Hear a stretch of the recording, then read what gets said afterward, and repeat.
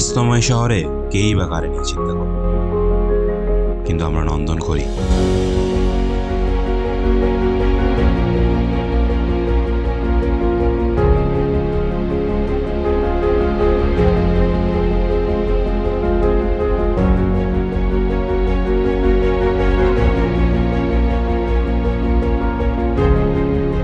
তাই তো ছুটে চলি এক প্রান্ত থেকে আরেক প্রান্তে, তাদের কাছে যারা নিজেদের স্বপ্ন বুনতে ব্যস্ত।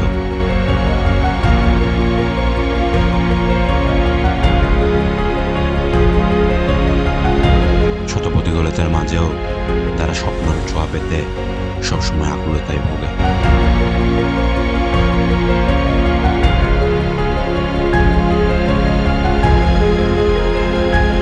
যুদ্ধ আক্রোশী পৃথিবীতে মানবতার ফুল ফুটাতে সবসময় এগিয়ে থাকবে নন্দন। চলুন না একসাথে সুন্দর একটা পৃথিবী গড়ি।